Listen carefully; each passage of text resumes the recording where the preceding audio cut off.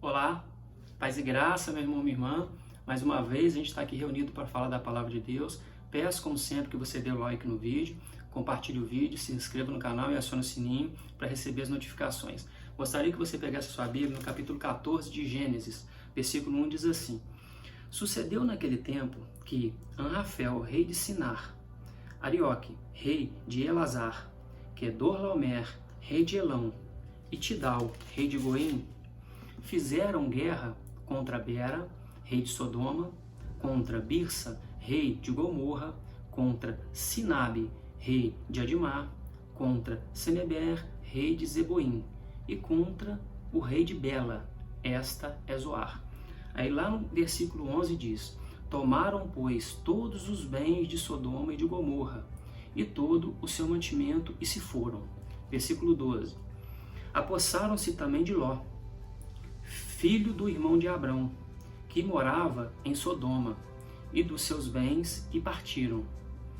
Porém, veio um que escapara e o contou a Abrão, o hebreu. Este habitava junto aos carvalhais de Manre, o amorreu, irmão de Escol e de Aner, os quais eram aliados de Abrão. Ouvindo Abrão que seu sobrinho estava preso, fez sair 318 homens dos mais capazes nascidos em sua casa, e os perseguiu até Dan. E, repartidos contra eles de noite, ele e os seus homens feriu-os, e os perseguiu até Obá, que fica à esquerda de Damasco. Trouxe, de novo, todos os bens, e também a Ló, seu sobrinho, os bens dele, e ainda as mulheres e o povo. Após voltar Abrão de ferir a Quedorlaomer e aos reis que estavam com ele, saiu-lhe ao encontro o rei de Sodoma no vale de Savé, que é o Vale do Rei. Bom, aqui conta, né, a história que aconteceu logo após assim, não é bem logo após, né? Mas um fato que aconteceu depois da separação de Ló e de Abrão. Ló e Abrão se afastaram, se separaram, e a escolha de Ló foi o quê? Seguir direção à Campina do Jordão, indo em direção a Sodoma, que é onde ele estava, aqui. E durante 12 anos, os reis de Sodoma, daquela região de Sodoma, pagavam impostos a Quedorlaomer. E esse nome estranho, né? Durante 12 anos, aqueles reis pagavam imposto a eles. No 13º ano, eles pararam de pagar imposto. E no 14º ano, eles se juntaram, esses 4 reis, contra os reis de Sodoma e os outros reis. Então, foram a guerra de 4 reis contra 5. Aqui é a primeira guerra que aparece na Bíblia. Realmente uma guerra que acontece, é a primeira guerra. A gente já tinha visto a primeira expulsão de alguém de um país, que foi de Abrão quando saiu do Egito. Aqui aconteceu a primeira guerra, e também é interessante que é a primeira vez que é citado o hebreu, no versículo 13. Porém veio um que escapara e o contou a Abrão, o hebreu. Aqui é a primeira vez que cita hebreu na Bíblia. Também, como a gente vai ver, que é a primeira vez aqui que fala sobre pão e vinho, que é a ceia, sobre sacerdócio embaixo, sobre dízimo, mas isso a gente vai ver mais à frente. Mas aqui é a primeira vez que cita a primeira guerra que acontece, e aqui é a primeira vez que cita Abrão como hebreu. E depois disso, né, desse tempo, veio essa guerra, e o rei lá, Quedorlaomer, ele venceu e saqueou. Aí, contando aqui que os reis caíram no vale de Betume, mas ele saqueou a cidade e levou Ló junto. O problema foi ele ter levado Ló junto, porque Ló era sobrinho de algumas passagens, algumas traduções até diz como irmão, né, de Abrão, mas esse sentido de irmão quer dizer que ele é próximo, de familiar, né, é da família de Abrão, então sobrinho. E Abrão, sabendo disso, o que ele fez? Ele com os da casa dele, os servos dele, pega 318 homens, mais aqui os aliados dele, que é tanto aqui no caso Manre, Escol e Aner. Esses três são os aliados dele e vai buscar Ló, e busca Ló. Eles vai lá, vence os reis e busca Ló de volta com toda a sua família e todos os seus bens.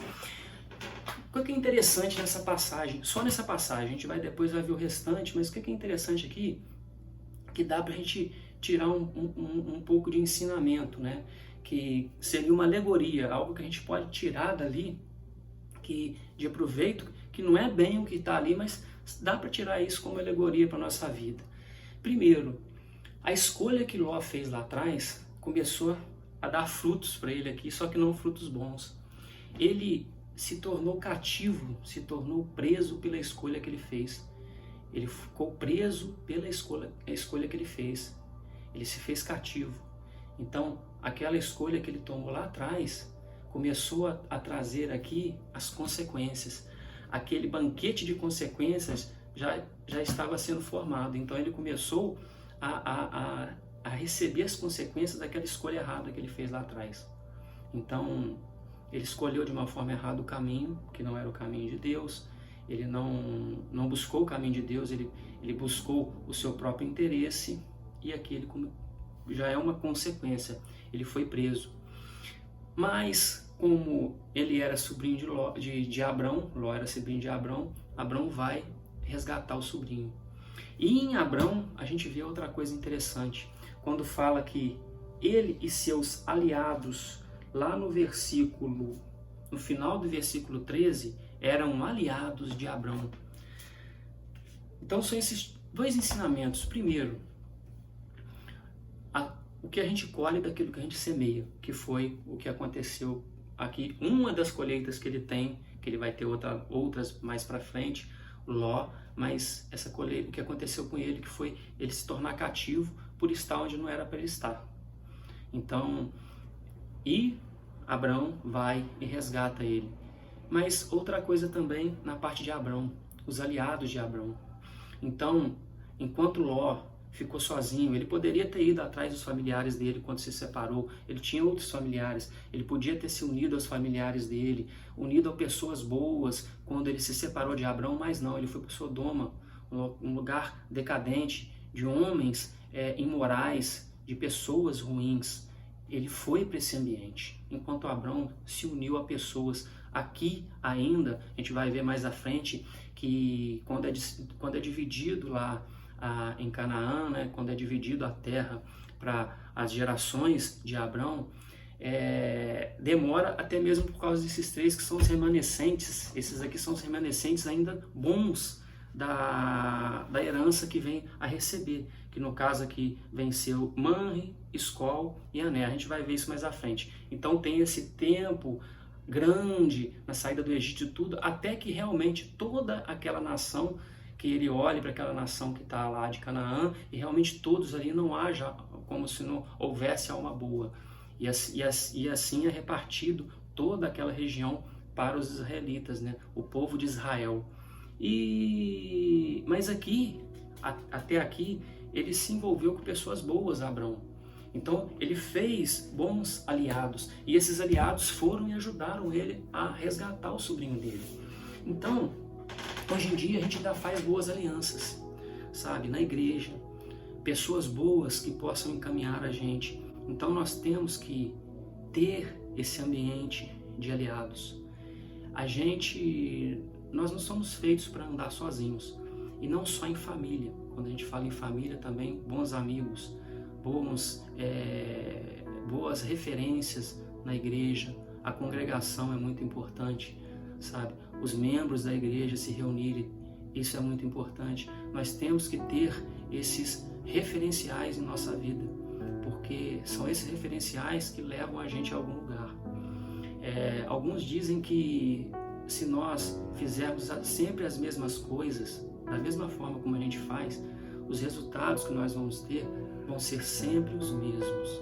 Então, se você tem um resultado bom na sua vida, isso quer dizer que você está andando no caminho correto, quer dizer que as coisas estão indo conforme você realmente deseja e que Deus quer para a sua vida.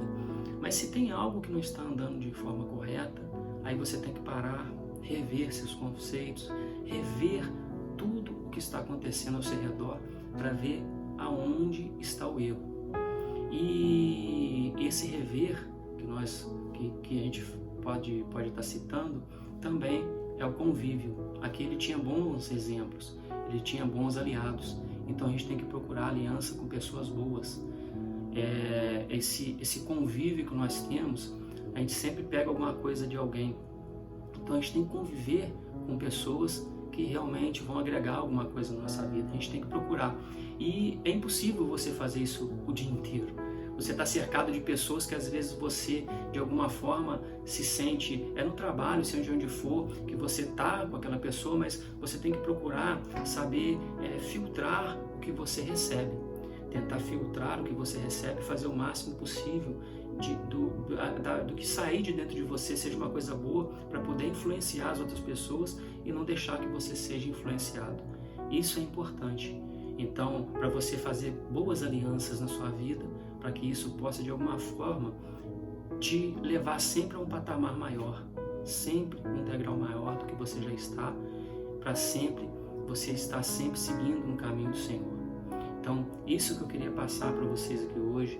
Procure fazer boas alianças, procure boas pessoas para poder estar convivendo com elas e aprender alguma coisa que seja valioso para a sua vida, realmente que tenha validade na sua vida, que realmente valha de alguma coisa e te agregue alguma coisa, sabe? Que você possa fazer essas alianças de forma produtiva na sua vida. E que você faça boas escolhas, porque lá na frente você certamente vai colher aquilo que você está plantando hoje. Então que você possa escolher um bom plantio, escolher uma boa semente, escolher um bom local, fazer uma boa escolha na sua vida para que essa escolha que você está fazendo possa germinar, possa crescer e dar bons frutos. É isso que eu desejo para você, que você saiba escolher tudo em sua vida de forma que escolha no caminho do Senhor. Então é isso que eu queria deixar para você hoje. E como eu sempre digo, tenha fé no nosso Senhor Jesus, tenha fé em Deus, porque Deus está no controle, Deus está contigo. Um forte abraço.